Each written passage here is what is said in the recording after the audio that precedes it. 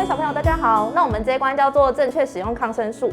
那相信小朋友应该都有感冒然后不舒服，妈妈带你们去看医生的经验。那妈妈拿回来的药是什么？你们知道吗？好，那我们接下来就是讲抗生素的使用到底会发生什么事情呢？那首先，小猪弟弟有一天生病了，他非常的不舒服。这时候他的身体里面发生了什么事情？可能是细菌侵入了体内，然后破坏他身体正常的机能，所以让小猪弟弟非常的不舒服。那这时候就是小猪妈妈去拿了药，那这个药叫做抗生素，它可以用来打败细菌。但是我们只能吃刚好，你如果就是吃了太多抗生素的话，它的细菌会变成更厉害的超级细菌哦。那这个超级细菌会发生了什么事？有一天小猪弟弟又生病了。那这时候，因为他身体里面的细菌已经是一个超级细菌，那超级细菌怎么办？它就有更强大的抗药性，来让抗生素这个药变得更没有效。那所以我们一定要正确的使用抗生素，来让超级细菌不会出现在你的身体里面。好，那要怎么样去正确使用抗生素呢？我们去看医生，医生会给你一个处方签。那我们就是照着这个处方签使用药物。那医生跟你说吃3天，你就只能吃3天，也不可以再多吃。好，那还有一个方法是，我们会进行实验室的实验，来做药物敏感性试验，然后来看说这个抗生素对细菌有没有效呢？那要怎么进行药物敏感性试验？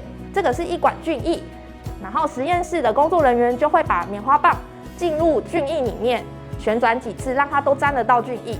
那我们会在管壁上挤压数次，然后把多的菌液挤掉。然后接下来我们会有一个培养盘，在培养盘上面涂抹3次。